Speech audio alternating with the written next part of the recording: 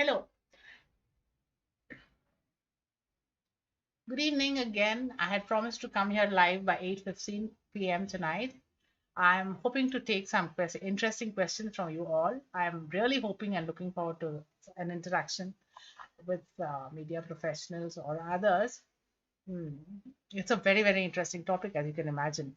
The role of the media in disaster preparedness and media training for media personnel in disaster preparedness, disaster reporting, guidelines for the media about disaster preparedness and disaster reporting. These are very, very topical and very critical issues. I've been engaged in reporting on disasters ever since the Asian tsunami happened. I've written a lot since I wrote about the Koshi floods. There are also, the media is the media which has to bring to the attention of the larger audience.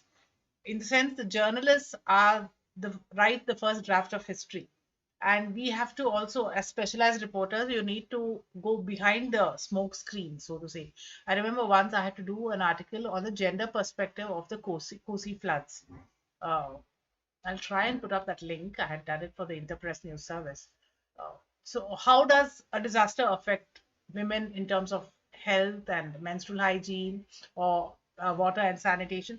There are obviously the repercussions on different segments of population uh, uh, are differential, so to say. And how does I mean, this was something that an activist told me, I think from the Children's SOS. They asked me the way it affects what the lack of water and sanitation, the way it affects a child, a teenage child, is so different from the way it affects an adult. So these are issues which need to be brought to the uh, attention of the mainstream society. It's not easy. It calls for training. Hmm. So there are issues.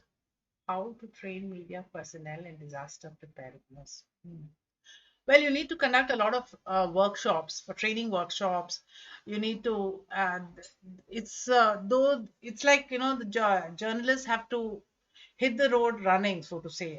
It's on the job training. There's a lot of exposure you can get. You grow also. Once you've done a course, like I did a course in a World Bank funded course in disaster preparedness. So I'm attuned. I know how to pick up. I have the scent and the nose to pick up a story. That kind of training is necessary, and exposure. For if I have to train a district level newspaper reporter to be savvy, excuse me, to be savvy to sense a new story there. Uh, it calls for a particular, and the district level newspaper reporters can bring in a fresh perspective which we, the landlubbers, so to say, on the capital in the capital cities, might not be even aware of. For example, there might be, let's say, there's a new, if there was a good, reliable national level newspaper reporter or a television channel reporter in Port Blair in Andamans. Now, Andamans is very disaster prone. And after the Asian tsunami, there is a lot of disaster preparedness. Food security, for example, the administration has earmarked 2 months of food rations on a per capita basis for the islanders. So, in case of a massive disaster, there is enough food stocks, even if the next ship doesn't arrive within the next 3 days. After, say, for example, like after the Asian tsunami, if the ship doesn't arrive, there's enough food for 2 months per head of the island population. So that is statutory now. But it takes a reporter to scrutinize it. That there's a story in it, if a beat reporter who has cultivated sources in the disaster mitigation agency, or if he or she is interested in going to the warehouse and checking food stocks, whether it is sullied by rodents, the presence of rodents, or is it clean food stocks, for example. What about vaccines? Now, if not the Asian tsunami, pandemic is another very big disaster. Do you have enough vaccine stocks? And is there any kind of favoritism going on? Though there has been a very ardent effort by the government of India to make sure that the vaccine administration has been extremely transparent, except when there was a shortage during the second wave. There were,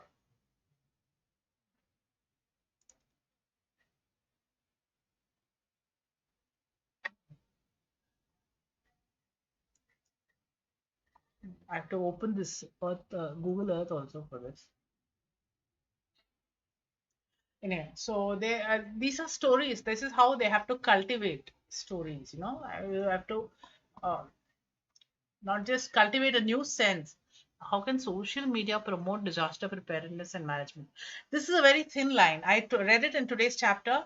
If you rely on social media for the breaking news, for the news events, or for the breaking of news. It used to be teleprinter in our days, but now social media.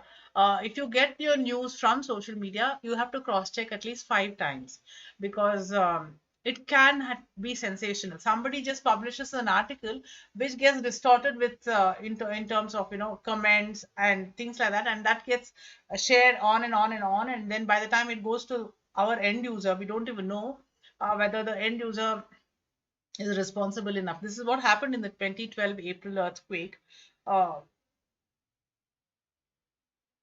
they lost in one viewer, or one Facebook user started making a lot of scandalous and sensational appeal, saying that there is a tsunami coming on the Pacific East Coast, that is on the west coast of America. So that was dangerous. That was ruinous. So it's better, and that after that, a lot of these tsunami forecasting agencies started having their own Facebook accounts. So just to make sure that somebody does not misuse, or Facebook, it's not official. Essentially, social media is not official, so you can't afford to have exaggeration. Don't rely on social The news agencies or the news reporters should not rely on social media as a source of news. It should be a source of information which has to be cross-checked and worked on. Then you can't go around saying, you can't go around saying I'm forecasting an earthquake, or a volcanic eruption. That kind of thing is, in according to the legislation in India, it is considered a terrorist activity. If you make Because the scientific community has not accepted scientific earthquake forecasting as being scientific, it is not accepted legally in India. There are efforts to forecast earthquake. That's a different story. And to popularize it, you need to propagate it. Okay, but that doesn't mean it is official. You can't afford to officially forecast an earthquake. That amounts to terrorism. Uh,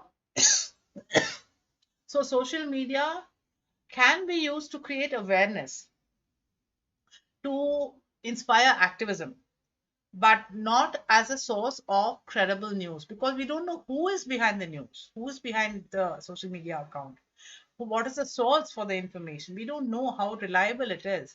So social media should You can promote disaster preparedness, yes, but management is again an official thing, and management is a post-disaster situation, or a post-disaster concept. But preparedness, for example, if there is a volunteer in a particular village, he or she takes it upon himself to go to the nearby check dam, or uh, a small dam, that or a barrage or whatever, and he or she wants to just, for the sake of curiosity, wants to check the maintenance of the sluice gates or the level of siltation. And then he goes and takes pictures and comes back and then puts it on his or her social media account saying, I have checked, there is a lot of silt in this particular dam. Now that's a way of breaking news. But then on the part of the activist. But it is only, he should underline that I am a citizen. I went there in the capacity of a citizen. I checked on this. I got this inputs, and I'm disseminating it. It's not official because it's not official. That's it. Uh, then it falls on the official agencies to respond to that. That is one way of, say, a volunteer perspective for disaster preparedness. Like I said, in summer, before summer comes, in springtime, you can go. Media can go.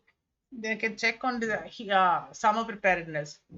Uh, ಸಾಂಸ್ಕೃತಿಕ ವಿಕೋಪದ This is in Kannada. ವಿಕೋಪದ ಸಮಯದಲ್ಲಿ ಮಾಧ್ಯಮದ ಕರ್ತವ್ಯಗಳೇನು? Whether it's a natural calamity or a man-made disaster, reporting involves accurate reporting with honest copy. Excuse me. It should include what, when, where, why, who, how, and the beat reporter should take it on further and include, apart from what, when, where, why, who, how, he or she must include analysis, comparison, opinion, and conclusion in an article. That becomes a media content. And on in this method, you have to do it for different agencies with different kind of media. For print media, this is the format. But for television, the message or the output from this content goes to the head, not to the leading paragraph, and so on. The formats change a bit here and there. But anyway, the see a newspaper reporter, uh, you have to go and you have to report from the field. Essentially, a reporter has to report from the field. But then again, in this today's chapter, I read that hitching rides on a rescue helicopter is not the right thing to do. They need they need space on a rescue helicopter for uh, equipment and medical teams, etc. So the media should be very well funded. Should to do it's had to have its own logistics, so that they can do their job without fervor or favor. Uh, so that's very important. Well, reporting is, if you like in Uttarakhand, you had to go, they had to see and give first person accounts, and they had to interview the affected people, give perspectives, and draw attention to the lacuna, and then that is the kind of reporting that needs to be done. And then that reporter whom I was referring to, her own camera battery was getting discharged, so she was panicking because she couldn't get live, and then going in asking for the best spot to film the eye of the storm is fairly ridiculous. There should not be anything sensational like that at all. It should be, in fact, I remember Mr.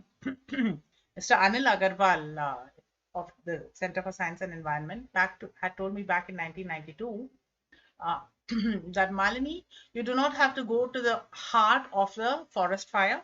You can stay out, you should cultivate your resources, and then from them you should be able to get the best story.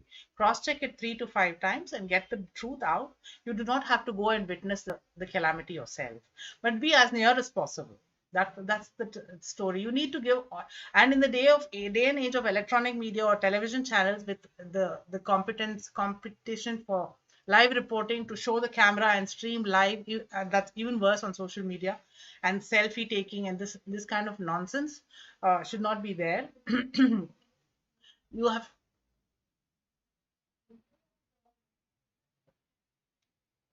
so that kind of thing should not be there. It should not be sensational. uh, it should be very sedate, very responsible. It should be very serious and honest. That is necessary. And when you are reporting, if would a reporter ever, and God forbid nobody should do this, if there is a burning inferno, a towering inferno, if in a multi-storied complex in an urban setting, the sensational reporter will want the best visual, so he or she will go and stand in front of the flames. That is not the right thing to do. Instead, if you really want to do something, try, get a can of water to douse the flames. But if you do not want to be an activist, fine. Uh, Stick to reporting, and you can just show, if there is a chance that yes, you can help, you can train your camera to the person who is desperately trying to flee from there. The person's life can be saved. That is another thing, but never be sensational. Never be sensational.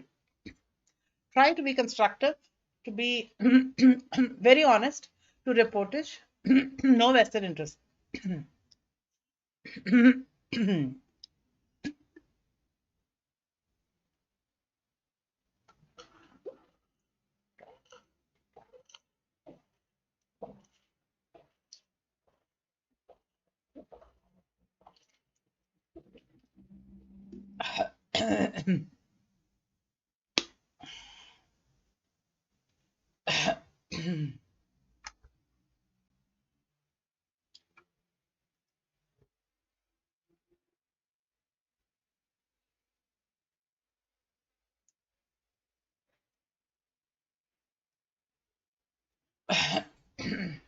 How can you actively participate in enhancing community preparedness during disasters and calamities? Well, you could there is the infinitesimal is the infinite is the curve for the possible, so to say. You can donate clothes. You can volunteer in cooking for the survivors of a disaster. All that is volunteerism. You can go to the disaster shelter and organize medicines in different shelves and racks. You can go and just inquire on the injured people. There is so much that you can do. No, you can just bring supplies to a disaster shelter. You can give your clothes, medicines. You can bring food supplies to the disaster shelter. Or you can check on these. Like I said, I gave you the Andaman example. You can definitely check on the supplies in a disaster shelter. Maintenance of toilets.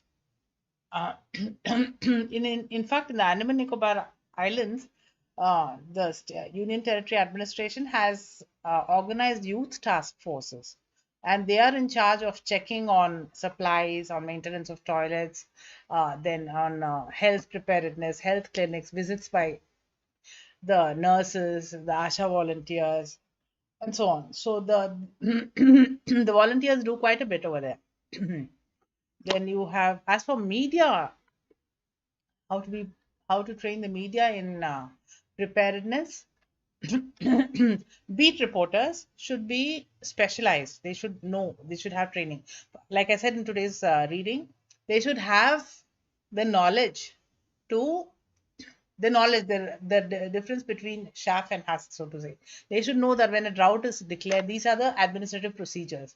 If you know that, then you can cross check. So that is how you need training.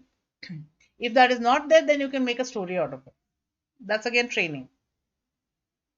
And if it's then if let's say for example preparing for monsoons, the disaster beat reporter has to go to the different water reservoirs in a particular district which is in his or her beat, then go there and check on the maintenance of sluice gates, maintenance of desilting of the reservoir, and so on. These kind of things can, and if it is all in order, then you can give a report to the government or whatever, whichever is the authority there, that I have gone and checked it and I found it satisfactory.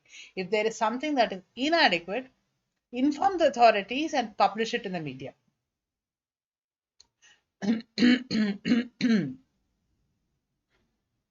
Similarly, how does social media help in disasters? Yeah, like I said, social media can augment media, but should never be independent media, so to say. It should not be taken as a media in itself. It is social media. Suppose you go as a volunteer to a dam and check on desilting, the level of silt in a dam, or you check on the maintenance of the sluice gates, uh, or anything, or the just the if you check on the dam wall, etc., if there is any leakage, so you check that and you come back and you inform the chief engineer, and then you say I'm going to put it up in social media, or I'm going to put it up in some newspaper or television channel or whatever. This could be anything, any breach of law. It doesn't have to be in terms of dam only. If I mean, I have, for example, I have activist blood in me. If I see a bank, not, I had to recently, some couple of years ago, I had to buy some foreign exchange for my foreign tour. Very leading bank in India. The officer tells me without batting an eyelid uh, that you can go to Thomas Cook. This is the Nationalized Bank of India. And they're saying, you please go to Thomas Cook and buy it because they were trying to pocket the foreign exchange reserves or whatever. I don't know. I can't make that charge, but they were not willing to give me the foreign exchange, which I was willing to buy with all the documentation. Uh, they said you have to buy it with your account and the money in your bank. That was all fine. I had the bank balance to buy the foreign exchange and all that, but they were not willing to give it to me. I said, all right, if you're not going to give me, and if you're going to, and if even if she had told me that we are not able to give you, it was for some reason it could have been scrutinized through an RTI application. But when she said go to a private sector foreign exchange dealer, I smelt a rat that there was a hand in glove affair over here. I said, okay, I'll make sure that it is headlines on the television news channel by 4 p.m. in the afternoon. They freaked out. Not that I would have misused my power as a press person, but the very fact that this woman had the audacity and the temerity to tell me this got my activist blood racing, I tell you. And I just went, I said, okay, I'll make sure this is headlines on economic, on the finance, fiscal channels, television channels by 4 p.m. this afternoon. They freaked out. And I didn't have to say that. I didn't have to be in that position. I went very legitimately to ask for foreign exchange for a foreign exchange purchase. She messed with me. I got so cheesed off. And I when you're leaving you're leaving the country in a couple of days, and they're messing with you like this. Of course, in Thomas Cook, I would have got it in a jiffy, but the rate would have been different, the purchase rate. So I just said I'm going to put it out, and they freaked out. Within half an hour, I got it from the bank at the official exchange rate.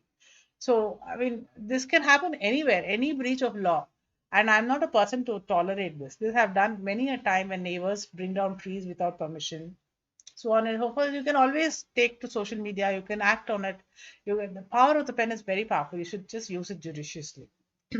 What is community planning for disaster management? Aha, this is volunteerism again. uh, Community participation, that is something that in terms of the media, I think the media can create awareness in terms of community planning. See, for example, you as a citizen, you can write to your nearest ward member, or you can write to your member of the legislative assembly. You can write to the member of the legislative assembly or to anybody, or to your member of parliament, and ask for community uh, planning and things like that. You can do, shall I say, what example can I give? Yeah, you can say, you can write to the police station saying, I would like a mock drill once a week or once a month. And I would like to know where I stand, what is my duty. You can just say that. If you write to the either to the police station, or to the ward committee ward member, ward corporator, you could say, or to your panchayat representative, or to your member of the legislative assembly, or member of parliament. You write to any of these five authorities and you tell them, I would like to be part of a mock drill. So, and mock drill has to be propagated by the media. That is when the media's role also becomes very distinct. What is the role of media in crisis? Now, it could be anything. Like, for example, getting a lot of the field reality calls for a lot of perspectives, interviews, research, field work, data mining, and photography, videography, etc. So there's a lot of robustness that is called for. You need to go into the field. To go into a field like a disaster struck landscape is very difficult. You should not become a burden there. I remember, much as I was burning to go after the Asian tsunami, I made a very, very conscious decision not to go there in the immediate aftermath, because there was not food, there was no shelter, and whatever little food and shelter was there was meant for the survivors of the calamity. So you can't go there. And then volunteers went there and said, I can't eat food with garlic, I can't eat non-vegetarian food. That is not possible. They were picking fish out of the ocean and making fish and giving it to you. So you can't uh, ask for this and that. So they became a burden. So yeah, the role of the media in crisis. Again, if the media had to go there and report, the administration will give you all kinds of facilities. But then if you have to go to the volcanic rim, the state administration might not be able to facilitate that, for example. Or if you want to go to the ground zero, you don't have to go and get sensational things. Get perspectives, get the truth out. But that doesn't mean you have to get very sensational in reporting. So the role of the media can be very vast. It's a very generic question. It can be very vast. It's a matter of, it's a very responsible role. The media's role is very responsible. Role of media and man-made and disaster and natural calamity. So in man-made disasters, like if it could be an aviation accident, or it could be a rail accident, or a towering inferno. Yes, investigation calls. You need to investigate and pinpoint the blame. You if there is a engine failure, or pilot error, or if there is um, uh, some kind of intelligence failure in a terrorist attack. In India, terrorism does not come under disasters at all, or a rail accident. If it's a human error, all that needs to be investigated, and that is where the role of the media is important.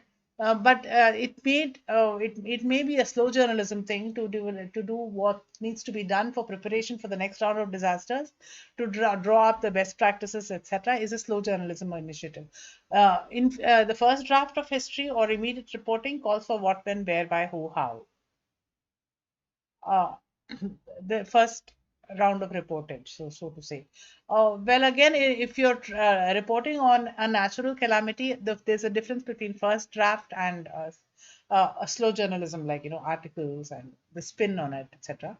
Uh, there is a lot that has the newspaper fraternity or the reporters have to do. If you're seeing breach of laws, like I said, the Pune landslide, if you're seeing deforestation happening, don't turn a blind eye. Write about it, because it is the connivance of the politician with the local contractor who is decimating the tree life or the green growth.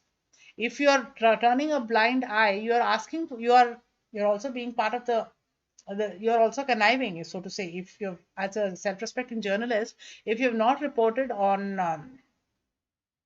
a breach of law, then you're conniving in it. So if you've seen some, methodical decimation of trees or breach of laws, bring it to the attention of the press. If you have to do it as a print journalist or as a journalist or a media person, you have to do it. It's not, and that is when you will say we wrote a series of articles on it and nothing was done. It could be poaching, it could be smuggling, it could be uh, destruction of green cover, it could be anything, or it could be just breach of urban laws, whatever. If you've seen it, make sure you write it and bring it to the attention of the authorities. And if they don't act on it, then get the community to act on it as an activist. Okay, what is the role of technology and informatics in disaster planning and response? Huge. Like there is a geographical information systems can help you map mm, calamities, natural calamities. So you can plan once you have, if you've mapped a natural calamity or the hazards in a of a natural calamity, then you can help in land use planning and disaster mitigation. And informatics, yeah, again, informatics too. I think it's you mean technology and informatics. Well, what does that mean? Informatics, I would say here, I would construe it as social media. So use social media to propagate this. If there is a GIS map that is done of a hazard map, of a geological hazard or a natural calamity, then that can be propagated. It should, unless it is some kind of a national secret, uh, like cloud seeding, for example, or these are all technological applications. Then there is Doppler radar systems, which are used as early warning for extreme weather.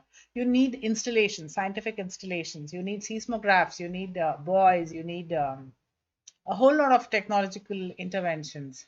You need seiches and tide gauges, not seiches, tide gauges. You need buoys. You need a lot of oceanographic material. Like you need,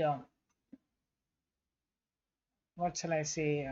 Yeah, seismographs, and you need remote operating vehicles, ocean going rovers, etc., to map the bathymetry. For example, if you map the bathymetry or the seascape or the ocean floor, for instance, uh, you can very easily, or it is possible, once you map the ocean floor, you can map a tsunami occurrence, you can map the path of a tsunami, etc.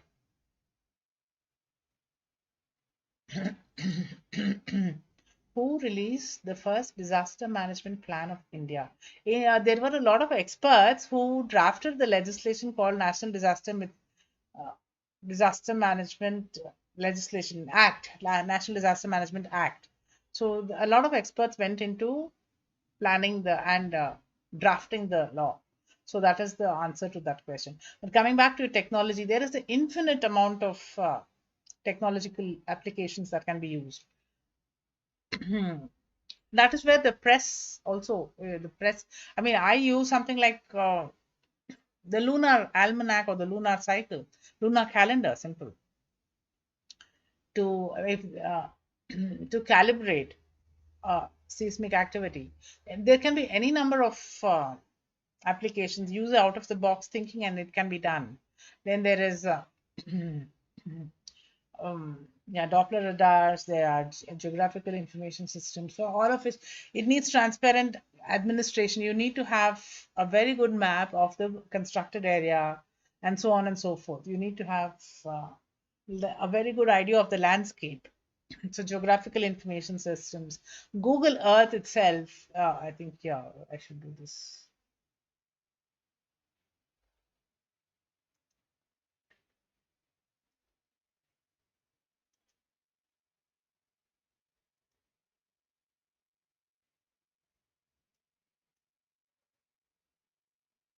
I should show you Google Earth. 1 second.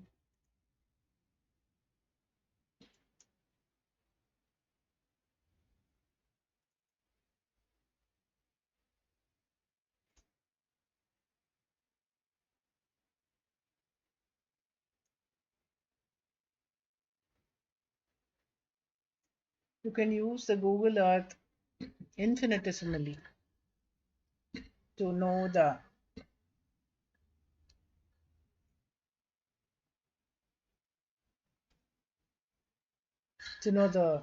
seascape or the landscape.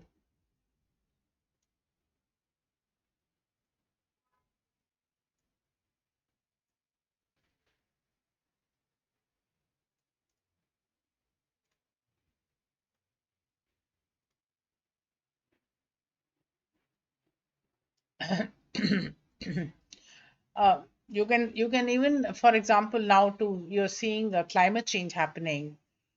Where did this go?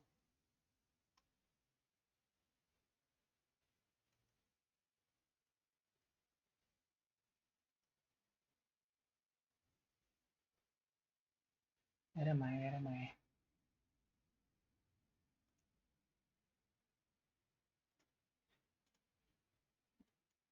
Yeah, in with climate change happening, you are able to where did we go to this now?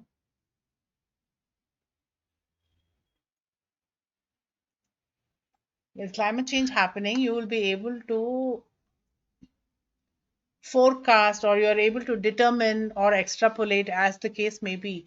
You're seeing the impact of climate change on the inland Aral Sea in Russia, for example, the Caspian Sea. There's a lot of impact of climate change happening in on the Caspian Sea, on the Aral Sea. What is this thing called? This is not the Aral. These inland water bodies in Russia are affected by climate change. You can see the changes on any part of the globe. It could be any part, literally. If there's a flood, you can do flood forecasting with Google Earth if you have the wherewithal for it, so to say. Then you can map the wildlife repositories on particular, shall I say, turtle nesting sites maybe, or how it is the Sundarban tigers are affected by sea level rise in the Gangetic Delta. These are things which can be done. Disasters. You can now, for example, the volcanic community. They are doing this. The earthquake. I mean, the Tonga volcano happened last 2 weeks ago.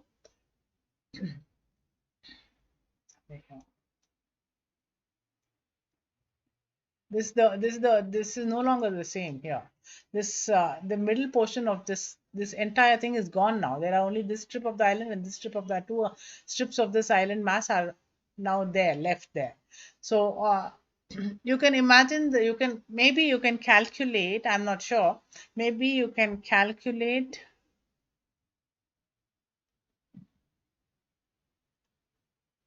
the amount of tephra or the ejectile, that is volcanic ash plume, that has gone out, and that you can thus calibrate, well, shall I say, the amount of sulfur that has been exhumed by the volcano that has straddled the stratosphere of planet Earth, and how much of sunlight will it block, how much will it cool the planet.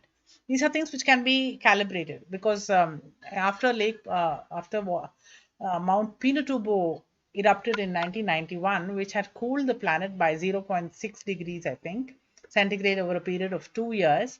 Something similar can be calibrated here. So, if because this is something akin to a supervolcano, and though it is only in the range of VEI, volcanic explosivity index of only 5, they can nevertheless calibrate the amount of volcanic ejectile or the plume that has gone into the stratosphere, and how much of sulfur oxide or sulfur has been blown out, how much of acid rain to expect, whether and that it has breached the sound barrier, it broke the sound barrier, Mach 3 or Mach 2, broke the sound barrier. Will that have repercussions on the atmospheric sciences or whatever, or will it have a repercussion on the monsoon winds in the Indian Ocean region because it has brought that much of sulfur oxide into the stratosphere over the Indian Ocean rim? There are images available of how the volcanic plume is straddling the Indian Ocean. So these kind of systems can be calibrated. So these are all part of technological applications. Okay.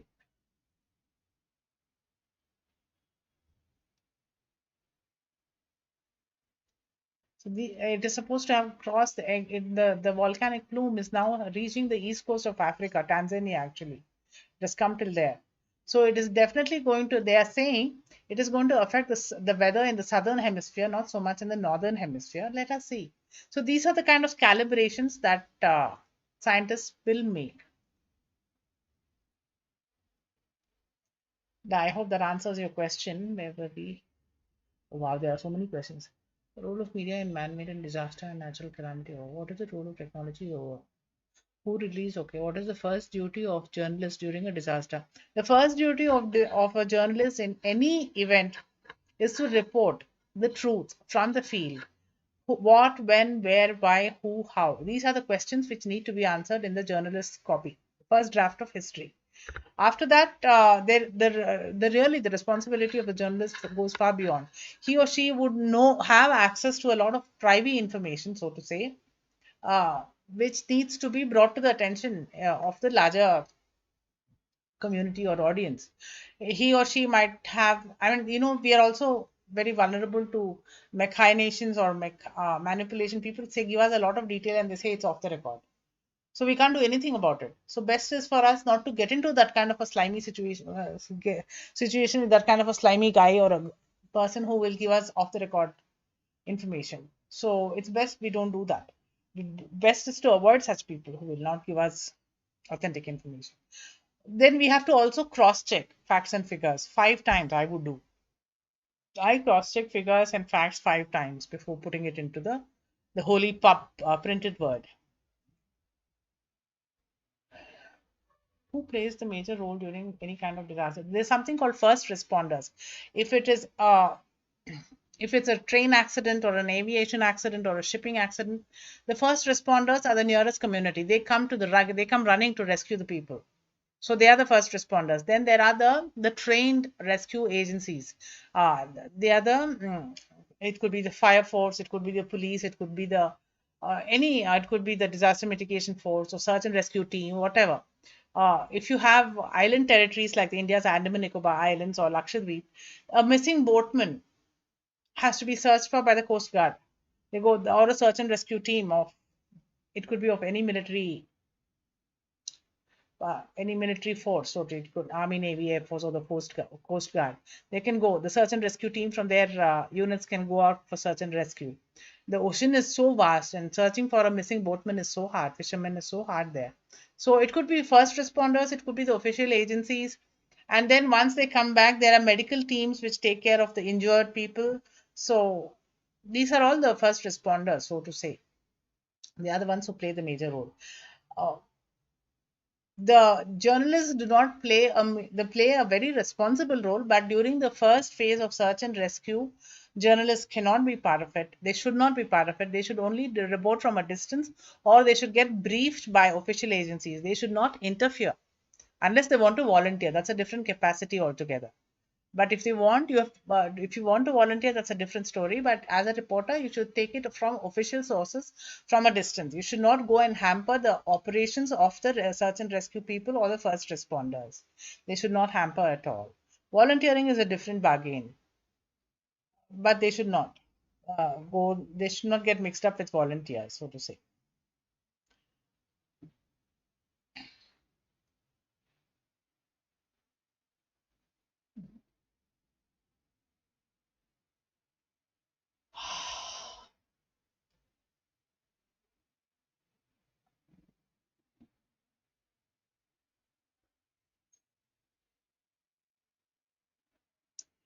All right, I'll be online for another 5 minutes. That would make it 45-minute session, and we'll wind up. So I've been the throat goes for a toss actually. I did a 40 minutes, I think, the book reading, and then 45 minutes of live session is hard. What is the role of government in disaster management? That's where the buck stops. They are the most official of it all.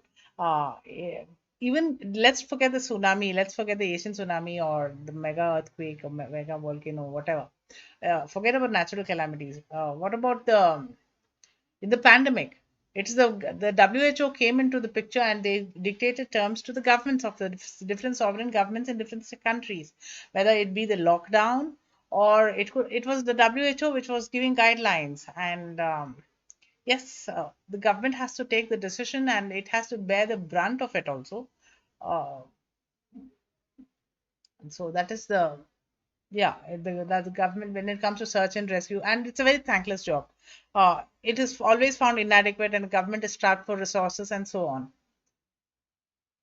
But it is the government source of information is the most authentic, and they also have a lot of regulatory stuff to compare. Like for example, in Andaman Nicobar Islands, it large areas are restricted according to legislation, according to rules. But then the rules were all lifted when in the immediate aftermath of the tsunami. The rules were lifted and foreign journalists were allowed to go to Nicobar. Nicobar was off bounds for foreigners. It so happened that the military attack, there was, we don't know this, two sides of the story. Uh, a military attaché from the Chinese embassy found her way on the reporter's aircraft to go to Nicobar. And it was thwarted when it was alerted to the government administration. But by then the plane had landed there, and it could have been a very big disaster. I mean, if he or she was a military, the person was a military attaché or intelligence agent of the Chinese embassy who found her way to Nicobar very officially because the government of India had lifted the restrictions for visitors to go to Nicobar to see for the reporters. And she came from the Chinese embassy, so she was given all the accreditation and papers. And it is such a hard task, such a thankless job for for the administration to sift chaff from husk. And so you can imagine how difficult the emergency situation was. And then you take the situation of the pandemic. How there's a lot of unofficial stuff that's going. That's because of social media again.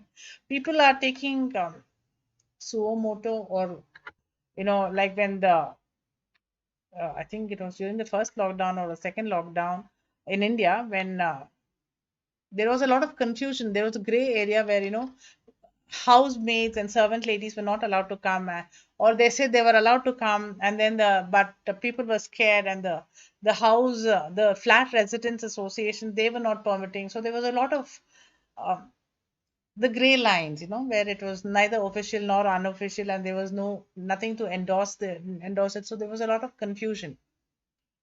So that kind of thing. What is the ordinary citizen during natural and man-made disaster? To take on the responsible role of you can I mean there is it is to volunteer there as a citizen is very it would be welcomed by a grateful administration. Like if you just go to the local police station and ask how can I help or how can I volunteer, they will tell you a lot. You can bring in medicines, foodstuffs, you can cook, maybe you can cut vegetables in a disaster shelter, you can bring in clothing, you can sort out the medicines, you can that's all part of the organizing voluntary effort.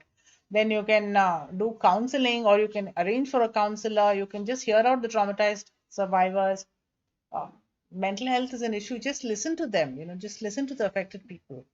That's a big, very big thing you will be doing.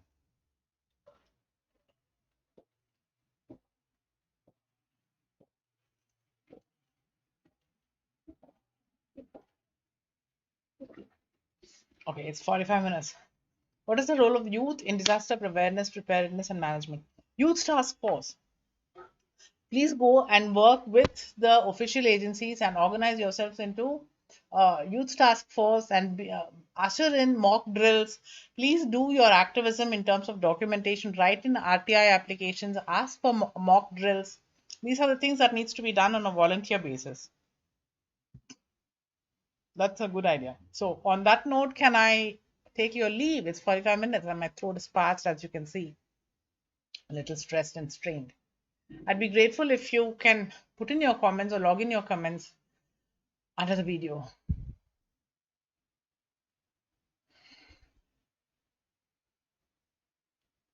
So I shall take leave.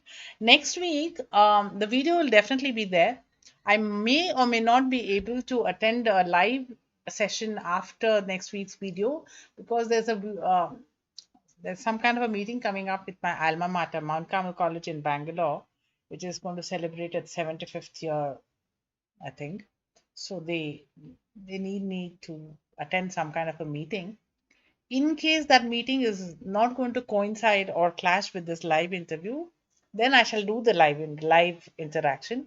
If otherwise, I may have to attend that meeting. So I will keep you posted after the video anyway. So next week, this chapter should end. This chapter on media guidelines should end by next Friday or Saturday morning. I'll put up the video. So we'll take it forward after that. And then there are three more chapters: early warning, bioshields, then I think landslides and hydrometeorological disasters.